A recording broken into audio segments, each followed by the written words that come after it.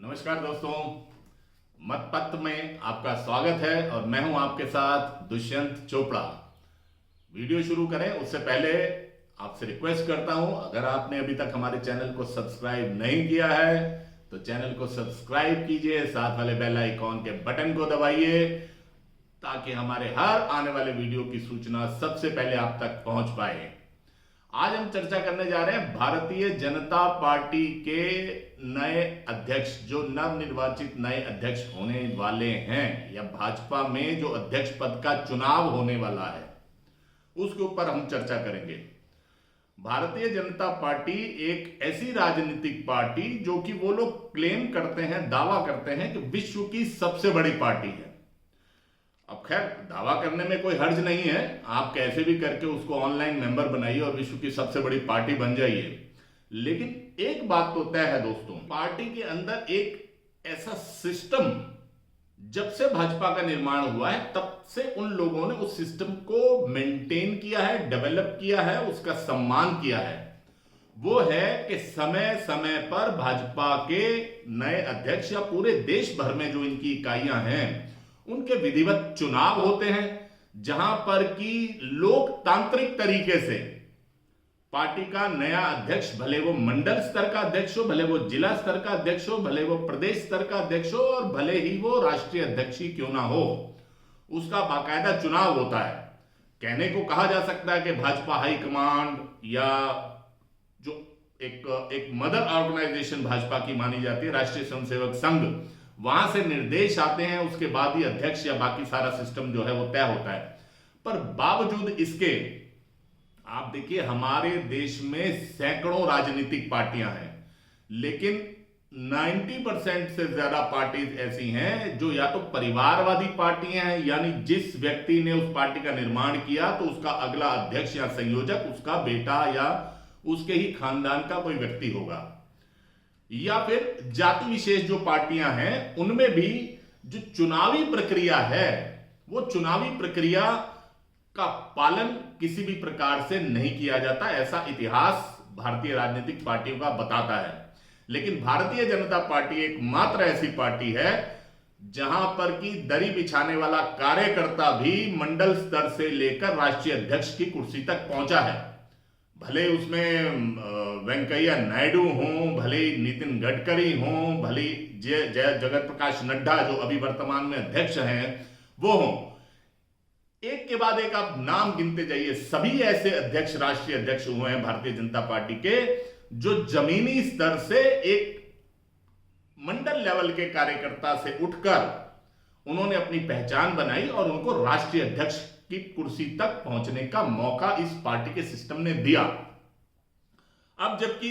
पिछले लोकसभा चुनाव के बाद से लगातार ये कयास लगाए जा रहे हैं कि अब भाजपा का राष्ट्रीय अध्यक्ष नया आएगा, फिर लोकसभा चुनाव आ गए, फिर लगा कि चलो हरियाणा के चुनाव के बाद भाजपा का नया अध्यक्ष आ जाएगा, फिर लगा महाराष्ट्र के चुनाव के बाद नया अध्यक्ष आ जाएगा, फिर लगा चलो अब दिल्ली का चुनाव हो गया, अब तो नया अध्यक्ष भाजपा को मिलना ही चाहिए। पर अब ये कवायद, जो संकेत मिल रहे हैं, बहुत सीरियस मोड पर और बहुत फाइनल स्टेज पर अब ये कवायद पहुंच चुकी है, ये प्रक्रिया पहुंच चुकी है और भारतीय जनता पार्टी को आने वाले दिनों में उनका राष्ट्रीय अध्यक्ष मिलने वाला है। तो भाजपा का राष्ट्रीय अध्यक्ष कौन होगा, इस पर तो बहुत चर्चा चल रही है, लेकिन आज मैं आपसे सिर्फ 1 मिनट में यह चर्चा करना चाहूंगा कि भाजपा का राष्ट्रीय अध्यक्ष चुना कैसे जाता है। भाजपा के संविधान की धारा 19 जो पूरी तरह से चुनावी प्रक्रिया, अध्यक्ष की चुनावी प्रक्रिया को विस्तार से बताती है, उसके अनुसार भाजपा की राष्ट्रीय परिषद और प्रदेश परिषदों के सदस्यों का एक इलेक्टोरल कॉलेज बनता है जो कि भाजपा के नए राष्ट्रीय अध्यक्ष को चुनता है। यही इलेक्टोरल कॉलेज ऐसा होता है जो कि प्रस्तावना भेजता है, जिसके लिए कम से कम ऐसा व्यक्ति होना चाहिए जो 15 साल से पार्टी का प्राथमिक सदस्य हो और इलेक्टोरल कॉलेज के 20 सदस्य कम से कम उनके प्रस्तावक बने, तब कोई व्यक्ति भारतीय जनता पार्टी के अध्यक्ष पद के लिए नामित हो सकता है या वो चुनाव लड़ने की प्रक्रिया में शामिल हो सकता है। अब इसमें भी एक उन्होंने एक और लोकतांत्रिक तरीका इनका यह है कि 20 प्रस्तावक, ये नहीं कि किसी ने अपने ही एक प्रदेश से 20 प्रस्तावक भेज दिए, नहीं, कम से कम 5 प्रदेशों से, 5 राज्यों से वो प्रस्तावक होने चाहिए जहां पर कि राष्ट्रीय परिषद का और प्रदेश परिषद का चुनाव हो चुका हो। ऐसे राज्य के राज्य परिषद और राष्ट्रीय परिषद के सदस्य 20 प्रस्तावक मिलकर भाजपा के राष्ट्रीय अध्यक्ष के लिए नाम प्रस्तावित करते हैं। हर प्रस्ताव के ऊपर, हर नॉमिनेशन फॉर्म के ऊपर जो कैंडिडेट है उसके अपने भी हस्ताक्षर होने चाहिए। ऐसा नहीं है कि किसी ने अपने आप ही प्रस्ताव भेज दिया कि जी अब इनको अध्यक्ष बनाया जाए। दोनों तरफ से सहमति होनी चाहिए। और भाजपा का जो एक संविधान की धारा 20 है उसके तहत ये भी एक उन्होंने उसकी प्रस्तावना बना रखी है कि ऐसा नहीं है कि दूसरी पार्टियों की तरह एक अध्यक्ष बना तो जिंदगी भर वही अध्यक्ष बना रहेगा। भाजपा का कोई भी अध्यक्ष जो जिम्मेदारी लेता है वो 3 साल के लगातार 2 कार्यकाल तक ही भाजपा का राष्ट्रीय अध्यक्ष बन सकता है। वर्तमान में जैसे जगत प्रकाश नड्डा जी राष्ट्रीय अध्यक्ष हैं, उनको 5 साल बने हुए हो गए, तो पिछले 1 साल से किसी ना किसी कारण से भले ही चुनाव टलता आ रहा है और बाद में वो मंत्री भी बन गए, तो ये तो तय है कि जगत प्रकाश नड्डा नहीं बनने जा रहे। तो नए अध्यक्ष कौन होंगे? बहुत से नामों की चर्चा है दोस्तों, लेकिन भाजपा में और संघ में, और विशेष रूप से जब से प्रधानमंत्री नरेंद्र मोदी ने एक केंद्रीय स्तर पर, राष्ट्रीय स्तर पर सरकार की और भाजपा की डे टू डे एक्टिविटीज में अमित शाह जी ने जिस तरह से कमान संभाली है, वहां पर अनुमान लगाना बहुत कठिन है। आप अनुमान जिसने भी, भले वो मंत्री तय करने की बात हो, भले वो उम्मीदवारों का चयन हो किसी चुनाव के लिए, भले ही सरकार बनने की स्थिति में किसी राज्य में मुख्यमंत्री बनने की बात हो, हर जगह पर नरेंद्र मोदी और अमित शाह की जोड़ी ने चौंकाया है अपने निर्णयों को लेकर। अब राष्ट्रीय अध्यक्ष में केवल इन दोनों की ही भूमिका नहीं है, यहां राष्ट्रीय स्वयंसेवक संघ और उनकी जो केंद्रीय टीम है, वहां के जो कर्ता धर्ता हैं, उनकी राय, उनका मशवरा बहुत मायने रखता है। और ये दोनों ही तरफ से एक ऐसी युति बनती है, एक ऐसी सहमति बनती है किसी नाम पर, उसी नाम को जो है राष्ट्रीय अध्यक्ष के लिए या किसी भी पद के लिए चुना जाएगा, ये आप तय मान लीजिए। अब इसमें साथ में ये भी है कि राष्ट्रीय अध्यक्ष अभी जो बनने जा रहा है वो हो कैसा, तो उसमें जो डिफरेंट फैक्टर्स काम करते हैं, उसमें कई फैक्टर ऐसे भी हैं कि संगठन करता होना चाहिए, पार्टी की जड़ों से जुड़ा होना चाहिए, और उसके रूट्स अगर राष्ट्रीय स्वयंसेवक संघ से हैं तो वो सोने पर सुहागा है। यानी कि राष्ट्रीय स्वयंसेवक संघ की विचारधारा से पुष्पित पल्लवित कोई भी ऐसा व्यक्तित्व, कोई ऐसा व्यक्ति जो कि संगठन करता हो, संगठन में कार्यकर्ताओं को और संगठन की विचारधारा को साथ लेकर चल सकता हो, ऐसे ही व्यक्ति का चयन भाजपा हाईकमांड कह लीजिए या भाजपा में नरेंद्र मोदी और अमित शाह और संघ के शीर्ष नेतृत्व की कह लीजिए, वही मिल बैठकर इस बात की चर्चा करेंगे और तय करेंगे। तो नाम तो बहुत से हवा में तैर रहे हैं, लेकिन जैसा मैंने बताया ये लोग चौंकाने के लिए जाने जाते हैं। तो अब कई बार ऐसा हुआ है, मतलब इतिहास इस बात का गवाह है कि जिन लोगों की चर्चा चली वो लोग तो उस पर्टिकुलर पद या उस चयन प्रक्रिया से बाहर हो ही गए, पर फिर भी चूंकि चर्चा में है तो हम लोग भी उनके नामों की चर्चा किए लेते हैं। तो अगर हम माने कि सर्वोपरि आज की डेट में अध्यक्ष पद की दौड़ में कौन चल रहे हैं, तो अपना यह मानना है कि मध्य प्रदेश के भूतपूर्व मुख्यमंत्री श्री शिवराज सिंह चौहान, जो पूर्व में मध्य प्रदेश के मुख्यमंत्री ही नहीं रह चुके, बहुत बार लोकसभा के सदस्य रह चुके हैं, संगठन की उनको पूरी समझ है, अनुभव है, भारतीय जनता युवा मोर्चा जो भाजपा की युवा इकाई है वो उसके भी अध्यक्ष रह चुके हैं। तो मतलब एक लंबा संगठन का इतिहास उनके पीछे है, और वो पूरी तरह से एक ऐसे प्रत्याशी हैं, एक ऐसे व्यक्ति हैं जो कि भाजपा के कार्यकर्ता की भी पसंद है, क्योंकि एक एक्सेसिबिलिटी, फैक्टर अगर हम देखें कि नेता तक पहुंच कार्यकर्ता की है या नहीं, तो वो अपने कार्यकर्ताओं को उपलब्ध रहते हैं। इसके अलावा अगर हम दूसरे नामों पर चर्चा करें तो धर्मेंद्र प्रधान का नाम बहुत प्रमुखता से लिया जा रहा है। वो भी संगठन करता है, विद्यार्थी परिषद की उनकी बैकग्राउंड है, उड़ीसा से आते हैं, लोकसभा सदस्य रहे हैं, विधानसभा सदस्य रहे हैं, संगठन में जिम्मेदारी निभाई है, संगठन करता है, संगठन कैसे चलता है वो जानते हैं। अगर हम और नामों की चर्चा करें तो हरियाणा के भूतपूर्व मुख्यमंत्री मनोहर लाल खट्टर जी भी भाजपा के राष्ट्रीय अध्यक्ष की दौड़ में फ्रंट रनर बने हुए हैं। उनके नामों पर भी गंभीर रूप से चर्चा हो रही है। इसके अलावा अगर हम नाम लें तो भूपेंद्र यादव, सुनील बंसल, यहां तक कि जो अभी संगठन महामंत्री हैं बीएल संतोष, उनका नाम भी चर्चाओं में है। और एक फैक्टर जिसका मैं जिक्र करना भूल गया और वो सबसे खास और अहम फैक्टर है, वो फैक्टर है भाजपा आज की डेट में जो पूरे देश में अपना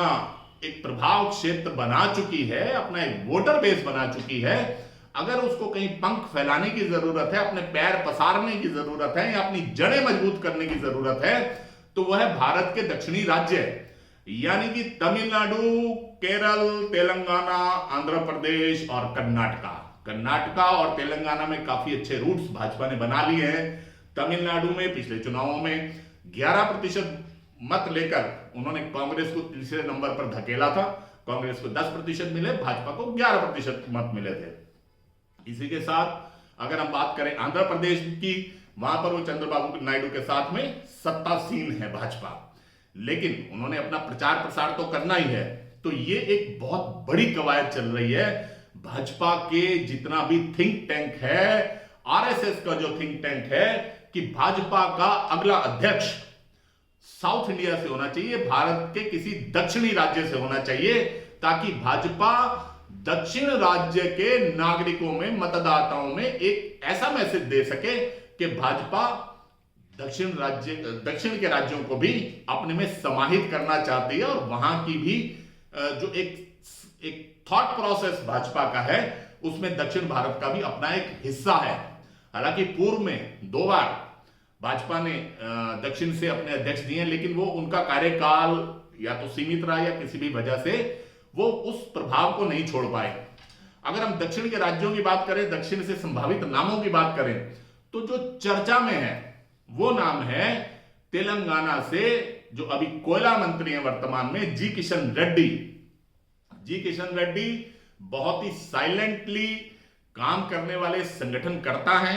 2002 से 2004 का जो भारतीय जनता युवा मोर्चा का कालखंड था उसमें वो राष्ट्रीय अध्यक्ष भी रहे, संगठन की समझ रखते हैं, तेलंगाना प्रदेश के भाजपा के अध्यक्ष रह चुके हैं और राष्ट्रीय स्तर पर भी संगठन में उन्होंने काम किया है। तो उस नाते वो दक्षिण की एक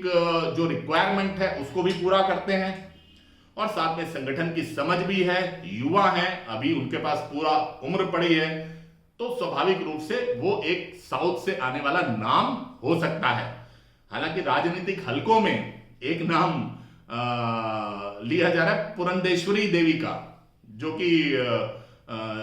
चंद्रबाबू नायडू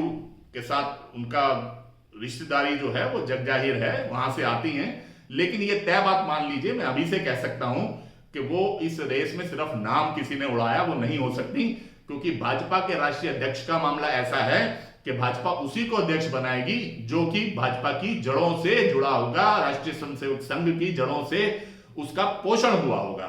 तो उनका नाम तो हटा ही दीजिए। अब मैं इस वीडियो के सबसे अहम हिस्से पर आ रहा हूं। वो मैं ये कहना चाहता हूं कि एक ऐसा नाम जो अभी कहीं ना कहीं चर्चा में है, लेकिन वो चर्चा से बाहर कहीं मीडिया में नहीं आया है, किसी चैनल में नहीं आया है, और जितने भी राजनीतिक पर्यवेक्षक हैं, राजनीतिक विश्लेषक हैं जो भाजपा कवर करते हैं, भाजपा को जानते हैं, जब वो नाम सामने आएगा तो शायद उनके सामने भी एक चौंकने वाला फैक्टर होगा, क्योंकि संगठन की समझ, संगठन को आगे बढ़ाने की का एक जो जज्बा होता है वो उस व्यक्ति में कूट कूट कर भरा है, ऐसा मैं आपको बता सकता हूं। अभी मैं उसका नाम नहीं लूंगा, क्योंकि ये तय बात जान ली है, जिसका नाम लिया जाता है वो रेस से बाहर हो जाता है। बस आपको इतना इशारा छोड़कर जा रहा हूं कि वो संभावित प्रत्याशी जो है भाजपा का, जो संभावित प्रत्याशी अध्यक्ष का, वो दक्षिण भारतीय राज्य से ही बिलोंग करता है। भाजपा और भाजपा के अन्य या संघ के अन्य आनुषंगिक संगठनों में उनकी एक महत्वपूर्ण भूमिका रही है। उन्होंने बड़ा जोरदार तरीके से संघ के आनुषंगिक संगठनों में काम किया है, भाजपा में जोरदार तरीके से काम किया है और अपनी सांगठनिक क्षमता का परिचय भी दिया है। अगर आप थंबनेल को ध्यान से देखेंगे तो मैंने उसके ऊपर क्वेश्चन मार्क लगाकर छोड़ दिया है। यह उसी व्यक्ति की तस्वीर है जिसको कि मैं मानता हूं, या मेरा जो, इसमें कोई सूत्रों के हवाले से खबर नहीं है, इसमें कहीं कुछ नहीं है, लेकिन जो एक राजनीतिक समझ कहती है कि भाजपा का राष्ट्रीय अध्यक्ष दक्षिण भारत से होगा तो कौन होगा, कैसा होगा, उसके क्या विशेषण होंगे, क्या उसके अंदर क्वालिटीज होंगी, तो शायद उन सभी पैमानों पर वह व्यक्ति खरा उतरता है। लेकिन मैं अभी उसका नाम घोषित नहीं करूंगा। उसकी तस्वीर मैंने थंबनेल में लगा दी है। दोस्तों, आप ढूंढिए, प्रयास कीजिए, देखिए कि वो व्यक्ति कौन है जिसकी ओर मैं इशारा कर रहा हूं कि वो भाजपा के राष्ट्रीय अध्यक्ष हो सकते हैं। आज का वीडियो मैं यहीं समाप्त करता हूं। उस क्वेश्चन मार्क के साथ आपको छोड़े जाता हूं। अगर आपको उस क्वेश्चन मार्क का, उस प्रश्न का हल